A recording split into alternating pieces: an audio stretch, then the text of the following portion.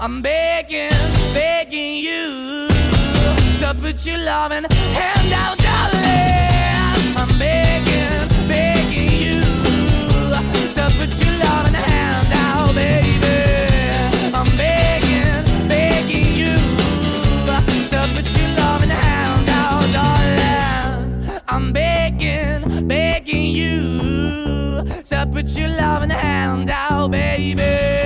I'm begging, begging you to put your loving hand out.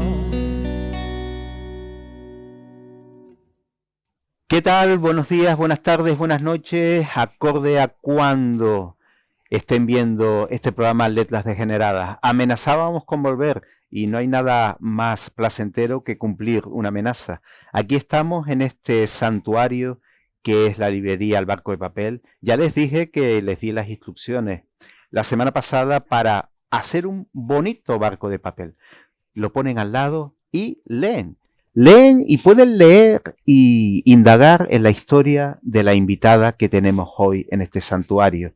Y como siempre digo, dejo que ella se presente. ¿A quién tengo yo a mi derecha?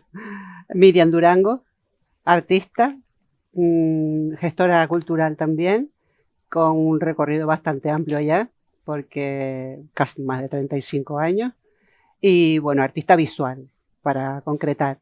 Y bueno, eso principalmente es la premisa. La importancia de lo que es el arte desde el punto de vista emocional, comunicativo, pero ¿qué es el arte? Según Miriam Durango. Bueno, o sea, me has puesto en un compromiso, es la típica preguntita del millón que todo el mundo le tiene terror, ¿no? Porque, bueno, el arte para el artista es su forma de vida y el sentido de su vida. Para los demás, bueno, para algunos es para la mayoría de la gente es un entretenimiento, ¿sabes lo que te digo? Porque después los realmente amantes del arte, los coleccionistas, los que van con asiduidad a ver exposiciones y tal, para ellos es un alimento del alma, por así decirlo. Pero para el resto de la gente, pues probablemente es eso, un entretenimiento. No un entretenimiento como el cine, que es mucho más multitudinario, pero sí es algo que les gusta ir a ver y mira qué bonito, ¿no? Y la verdad es que realmente poca gente profundiza un poquito más, pero bueno, para eso tenemos estos programas, ¿no? Para acercarlos un poquito más a todos. Efectivamente, como es, si Mahoma no va a la montaña tendrá que ir a Mahoma. El arte, las obras de arte, siempre recordaré porque es algo que tenemos presente de lo que fue algo inédito en Canarias y en concreto en la isla de Tenerife el siglo pasado, de manos de aquel grupo que se llamó Gaceta de Arte, que fue aquella primera exposición surrealista, que en el Carguero San Carlos vinieron 76 obras de lo más glorioso de pintores mundiales en aquel momento, y de las 76 obras no se vendió absolutamente ni una. Siempre recordaré una vez que estuve en el Borgemisa, en el Thyssen-Borgemisa, y había una exposición itinerante de Kandinsky y el fondo de la sala era un cuadro blanco, únicamente blanco con un punto rojo en medio. Claro, me imagino que sería el punto de Kandinsky. Claro, el cuadro se titulaba Gota de sangre en la nieve. Fue revelador para ti probablemente. Sí. Cuando era pequeño, algunos chicos de colegios, había una exposición de Joan Miró con sus cuadros. Y recuerdo que nos pasaron las láminas para verlo y teníamos que ir al programa a hacer una pregunta. Yo fui al programa y llevaba una pregunta hecha, pero luego sobre la marcha improvisé. Tenían 8 años, 9 años. Y la pregunta que le hice fue, ¿cómo sé que eso es bueno o malo? Y me gustó la contestación que me dio. Me dijo, te voy a hacer una pregunta, pero no me la contestes. Mira y contéstate. ¿Te gusta o no te gusta? Si te gusta, es bueno. Si no te gusta, es malo. Bueno. El típico razonamiento al que le podemos poner muchas chinchetas.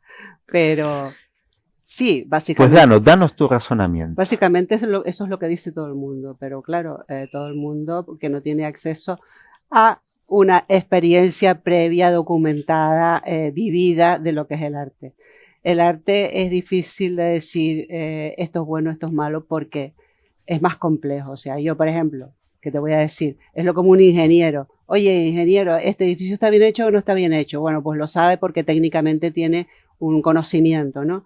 Pues en mi caso de los artistas, no es que técnicamente, sino también el fluir del espíritu.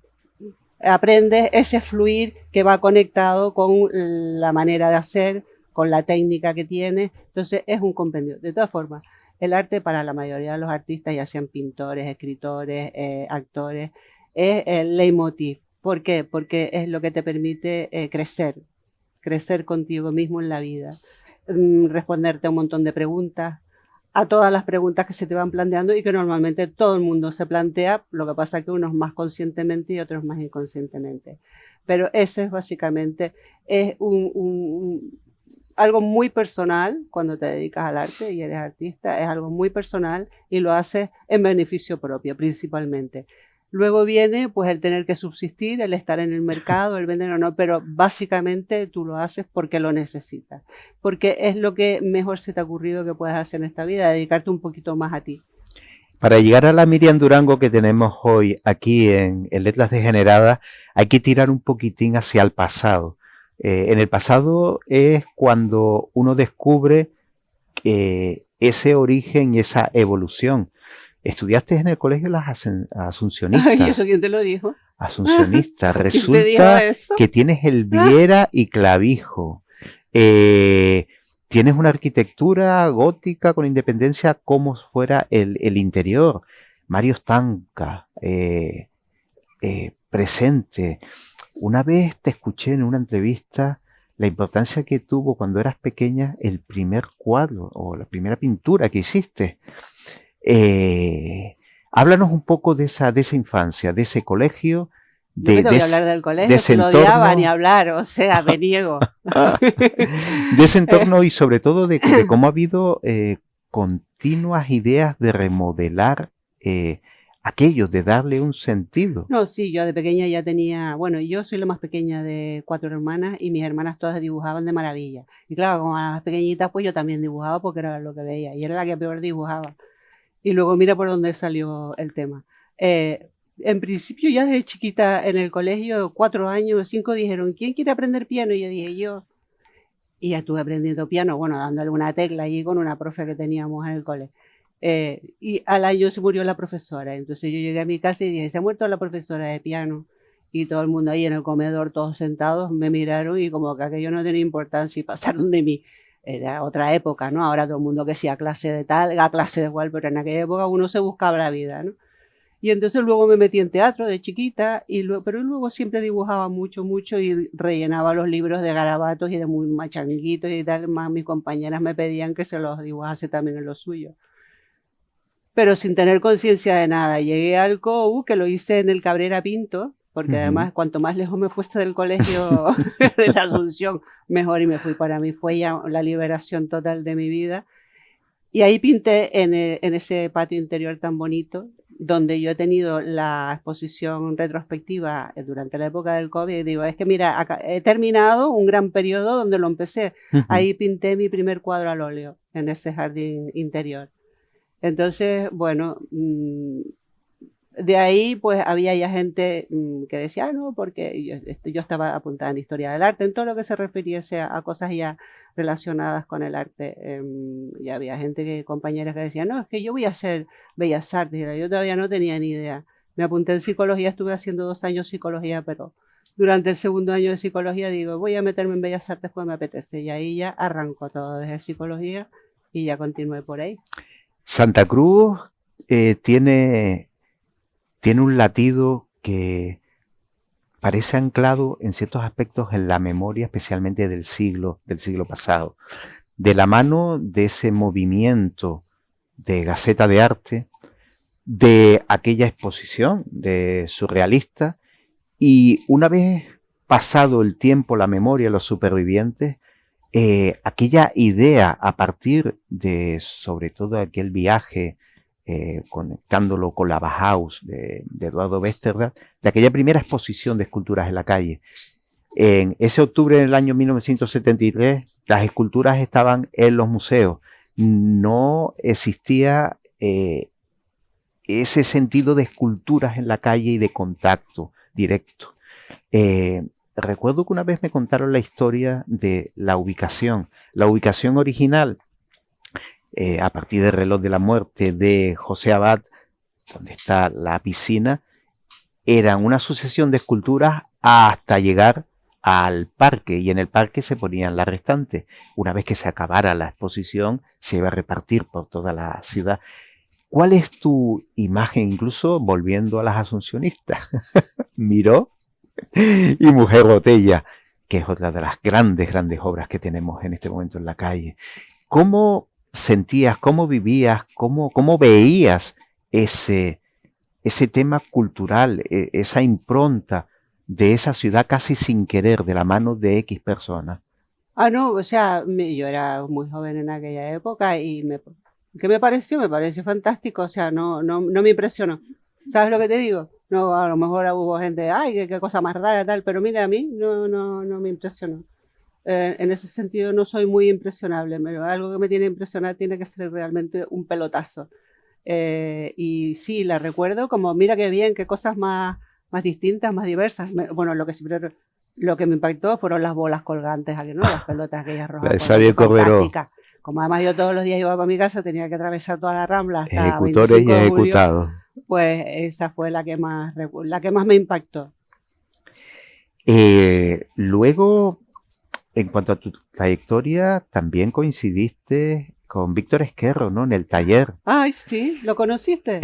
¿Lo conoces? Lo conocí.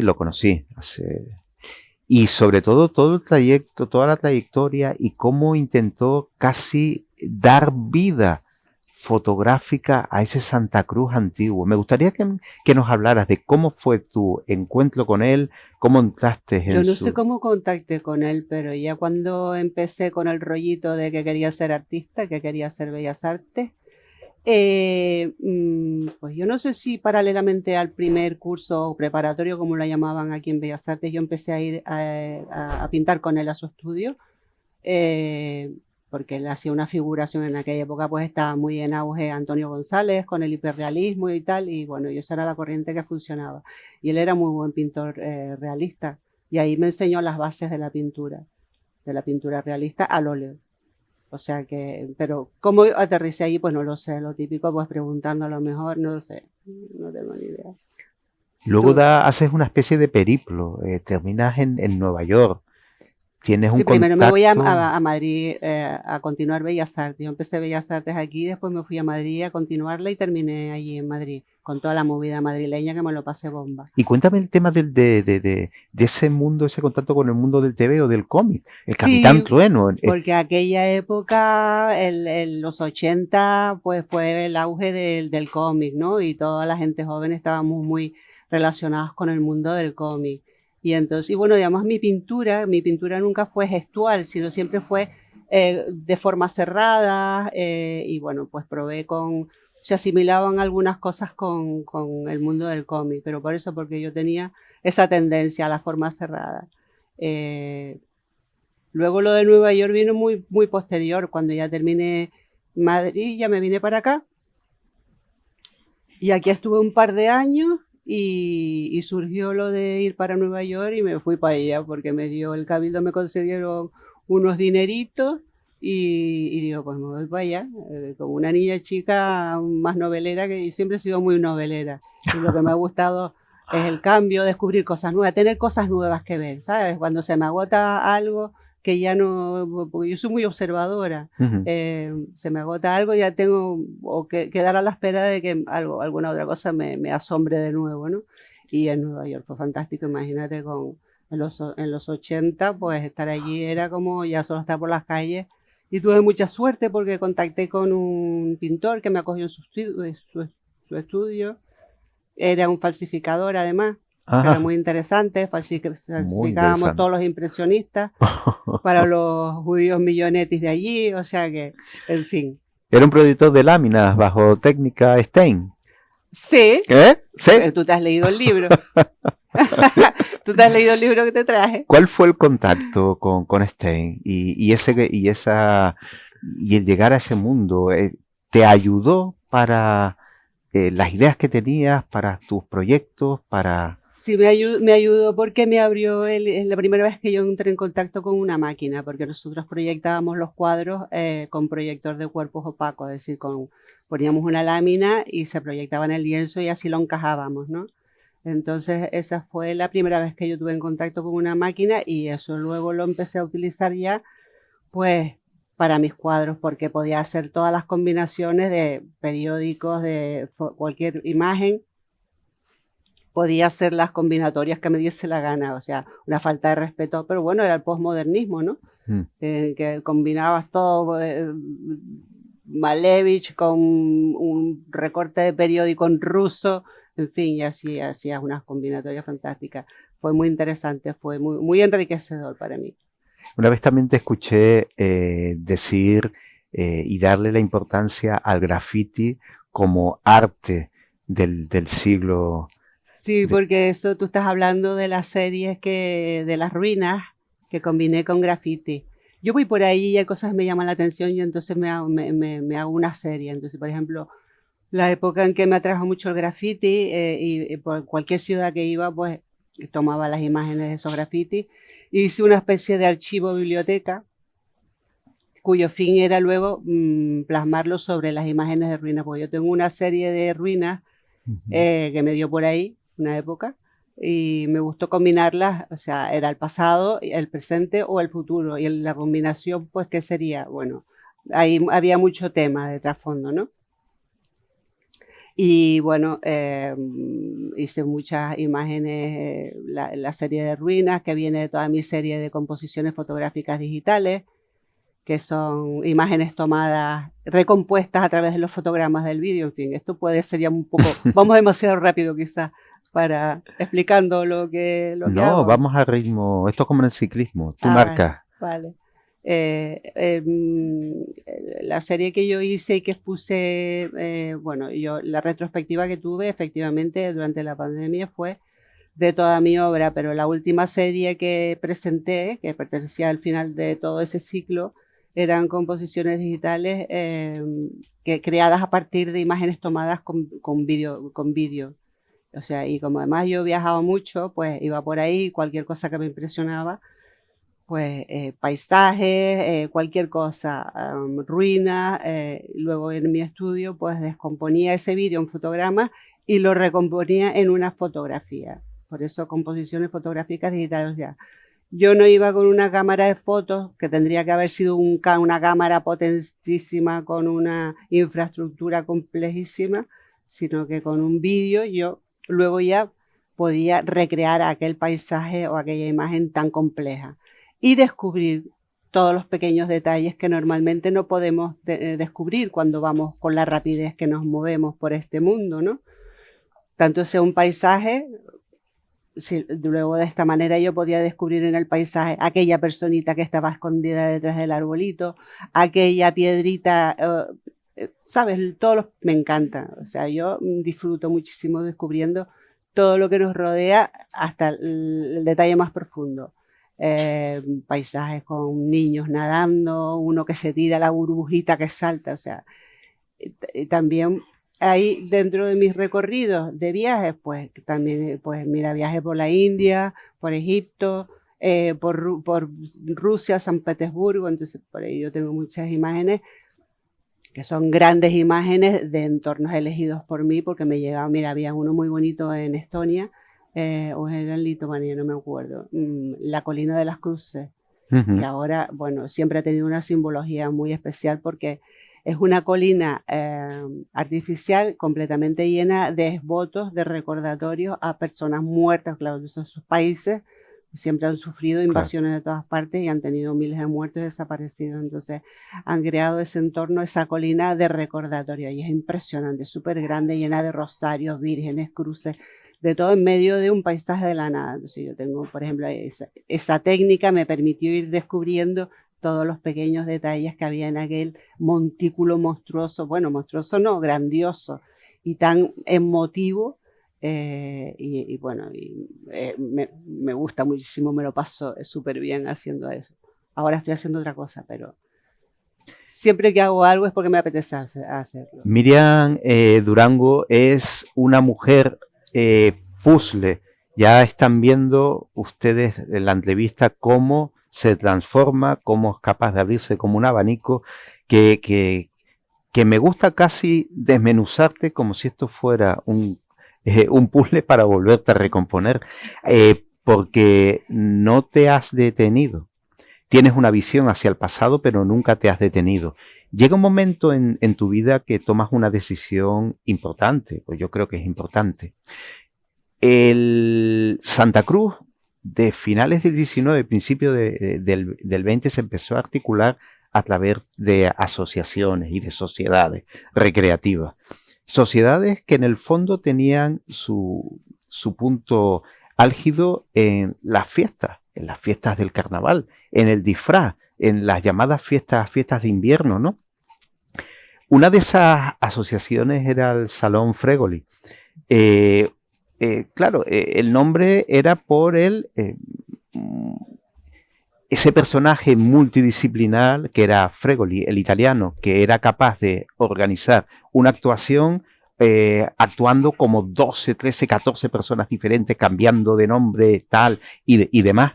Ese Salón Fregoli en el año 1925, es el que le da un poco el relevo a una sociedad que se crea, que es el Círculo de Bellas Artes, un 9 de septiembre del año 25. De ese Salón Fregoli solamente quedó para el día de hoy la agrupación que son los fregolinos, ¿no?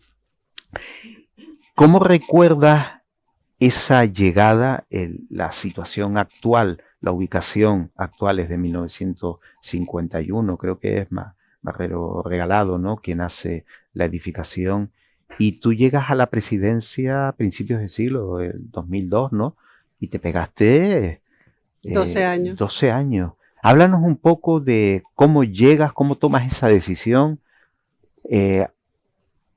ese tiempo de estancia que parece que desde el punto de vista político muchas veces se mira hacia otro lado, no se ve cuál es la historia que tenemos aquí, ¿no? Y cuesta tirar para adelante. Sí, suele suceder, eso suele suceder. Cuando algo va mal y parece que tiene problemas, nadie lo quiere.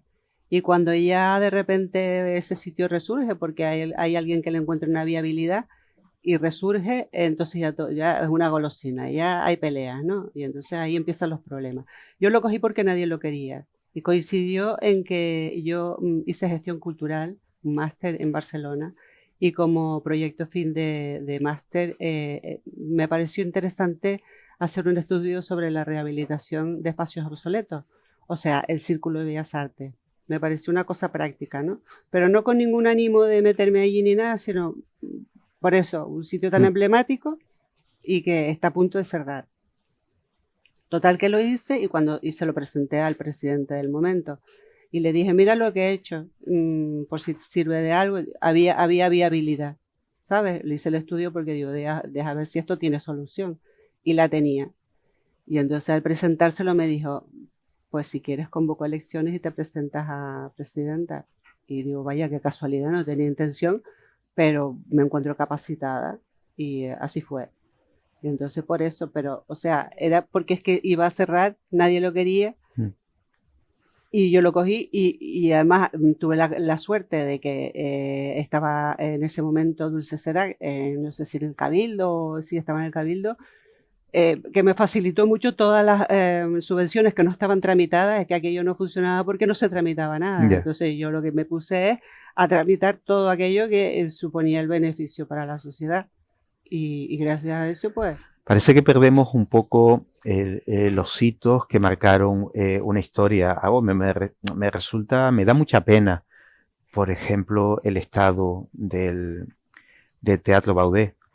que ya había muerto Ramón Baudet y todavía no estaba, se había comprado aquellos terrenos, o la situación del Cine Víctor, me niego a creer que se acabó su historia de todas las maneras. Pero hay otro hecho importante que ratifica un poco el tema tuyo de evolución. Y es, Santa Cruz tuvo, digamos que una empresa que le dio un boom, como fue Cepsa a través de la refinería. Lo que en aquel momento eran las afueras de Santa Cruz, allí se montó una empresa que duró lo que duró, muchísimo tiempo, hasta ahora que con esa idea del Santa Cruz 2030, que no sé lo que van a hacer, a lo mejor es simplemente seguir especulando con terreno, pero cogen un tanque y hacen algo que nunca había hecho nadie, como un bien de interés cultural, industrial. Háblanos un poco de cómo entras en ese proyecto, cómo se articula ese espacio cultural. Yo sé que hay otros proyectos para el entorno, y yo sé que fuiste una persona que sin ti seguramente el tanque no sería el tanque. Bueno, yo estuve muy involucrada porque me pareció un espacio fascinante y tuve la suerte de coincidir con Dulce Será, que es también una alucinada de la cultura y del arte. Gracias a ella, pues yo he seguido corriendo detrás de ella, aprovechando todo lo que iba abriendo porque me parecía fantástico. En el tanque, por supuesto, yo he estado ahí, he luchado cuando ha sido falta, prácticamente nos hemos encadenado cuando ha hecho falta.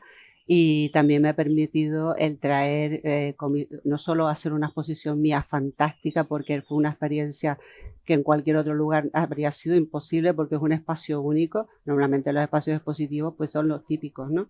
Pero este es pesa mucho, tienes que trabajar para él, no llevar tu obra y meterla. Bueno, aparte fue una gran experiencia poder comisariar todo lo que comisarié allí, que para aquí era una primicia, y hay gente que me lo ha dicho: Miriam, es que estamos viendo cosas que se ven en Madrid, entre comillas. Una vez hubo una cosa en la Reina Sofía, pero tienes que irte al extranjero para ver estas cosas, y son artistas de primer nivel, y yo tuve la gran suerte de tener el presupuesto y el espacio y la persona que me permitía hacer todo esto. Pues encantadísima, una experiencia fantástica. Hay una frase que me encanta de aquel cronista Andrés Montes, que en paz descanse, que decía que el talento estaba a sospecha. Y quizás eso es lo que origina la realidad que tenemos. Se mata el talento porque no interesa, se matan las ideas. Quizás conviene que hay una población aborregada y los borregos, cuando llega el lobo, pues lo único que hacen es llamar al pastor, ¿no? Cuando es posible que el pastor sea el lobo. Sí, pero eso pasa en todas partes. Lo que pasa es que a unos niveles, eso pasa en todas partes. ¿Sabes? Aquí esto es una lucha, pertenecer al sector liberal es una lucha constante. Y tienes que estar aprendiendo a saber pasar por encima de muchísimas cosas, porque si no te quedas ahí metido, ¿no? Entonces hay que seguir subiendo la escalera sin tener en cuenta comentarios, cosas adversas, sino siempre seguir para adelante. ¿Cómo ves la situación actual y el futuro de la cultura global en esta isla, ¿no? Hay proyectos, volviendo a las asuncionistas, se quiso hacer un museo Rodin con unas copias. Luego hubo otra opción de hacer un museo de Óscar Domínguez, cuando la gente sabe que la obra de Óscar Domínguez tiene el precio que tiene, las administraciones públicas tienen los cuadros que tienen, gran parte de su colección está en manos en concreto de una persona muy importante en Santa Cruz, relacionada con el casino, de mil maneras, y claro, son ideas que se le ocurren cuando a veces no se tienen ideas. Tenemos sitios como Almeida, tenemos sitios como la Plaza de Toros, donde se pueden hacer muchísimas cosas, pero parece ser que no se hace nada. ¿Cuál es tu visión actual y cuál es el futuro a corto plazo que ves de la ciudad? Yo qué sé, me estás haciendo una pregunta. Estoy haciendo Yo, muchas preguntas. yo lo único, sí, yo lo único que sé con respecto al Viera y Clavijo es que sí, batallamos mucho para que no se trajese a Rodin, nos parecía un disparate. Se suponía que ese presupuesto iba a quedar ahí para cualquier otro proyecto que se decidiese llevar a cabo, con mesas de negociación, de estudios, con personas que estuviesen especializadas en la cultura, o sea, unas mesas de debate. Ahora resulta que el ayuntamiento ha abierto la convocatoria para proyectos autofinanciables. ¿Qué pasa? ¿Dónde estaba el dinero ese que iba a ser destinado al Museo Rodin? Ahora vendrían, no, es que si no se cogió sobre la marcha, esto se ha perdido para echarnos la culpa al sector cultural. No, inicialmente se suponía que ese dinero no se perdía, pero ahora ha desaparecido y lo que quieren es un proyecto autofinanciable. Bueno, ¿se están riendo de nosotros o qué? Yo no sé si alguien va a presentar algo, porque autofinanciable hoy en día, no, yo no entiendo nada. Ahora, por ejemplo, es una idea que ya he comentado con personas y tal, pero no tiene gran calado y bueno, pero bueno, una idea. ¿Por qué no se hace un centro destinado a la cultura, a la memoria de todos los artistas, por lo menos del ámbito de la provincia de Tenerife? Muchos artistas, yo que me he leído toda la colección negra, me doy cuenta de que muchas obras que aparecen en estos libros pertenecen a la colección, al patrimonio familiar, porque muchos de los artistas están muertos. Bueno, ¿qué pasaría? Y este patrimonio familiar, muchas veces la familia no sabe qué hacer con estas obras, los tienen guardados y tal, y no saben qué hacer. ¿Por qué no hacemos un museo que sea un arca, un contenedor de toda esta obra, de todos los artistas que quieran donar su obra para que no terminen metidos en un garaje, en un depósito, sino que pertenezca al pueblo, a la memoria histórica y bajo una serie de condiciones? Hombre, yo, por ejemplo, es que me surgió la idea, bueno, en un momento dado digo, oye, voy teniendo una edad y sí, yo tengo la suerte de que tengo una persona en mi familia que con mucho gusto sería a cargo para que no se disperse mi obra, que es mi vida, pero ¿por qué no un lugar tan emblemático como puede ser el Viera y Clavijo? No acoge este tipo de contenedor de esta memoria histórica de todos los artistas que quieran donar su obra, bajo una serie de cláusulas, conceptos, y dedicarlo a esto. Bueno, ahí tendríamos no solo dedicado a nuestros artistas, sino también, por supuesto, abierto a tener exhibiciones de gente venida de fuera y mucho más plural. No solo, pero tenemos un museo del carnaval, porque no tenemos un museo de nuestros artistas. El TEA tiene ahí, pues, en unos espacios todo lo que fue la Sala Conca, que por una serie de acuerdos está. Oye, pero es que en esa situación de la Sala Conca, no digo yo, bueno, también habrá otras galerías y tal, pero tú sabes lo que es la obra de un artista, desde bocetos, su recorrido intelectual, o sea, es una riqueza. O sea, la obra de un artista en su totalidad, desde libros, secuencias, bocetos, todo el proceso, no solo significaría dar la obra en sí, sino dar todo su proceso y todo su trabajo. Por eso es importante, y no quiero acabar este encuentro con Miriam, ha utilizado un concepto que es memoria histórica, y para mí ese concepto es básico. Y memoria histórica, voy a poner un ejemplo. Memoria histórica es saber qué significaba o por qué la Plaza de la Paz se llamaba Plaza de la Paz.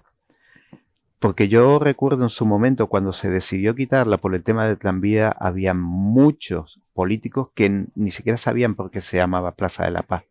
La Primera Guerra Mundial tiene un efecto directo en la isla y es el cierre del puerto. Cuando se firma el Tratado de Versalles, que es un tratado de paz que en el fondo es el tratado de comienzo de la Segunda Guerra Mundial casi, se abre el puerto y esa zona que se llamaba Cuatro Caminos, allí se creó, se orquestó y se construyó la Plaza de la Paz. Por eso hay cosas que no se deben olvidar nunca. Y una cosa que tanto los videntes Canal 10 no deben olvidar es lo que nos ha puesto hoy sobre la mesa Miriam. Acudan si no han acudido a lo que es su obra, a lo que es su trayectoria, porque no se van a arrepentir. Van a gestionar un tema que no debemos nunca olvidar y tener cuanto más sapienza tengamos, mucho mejor.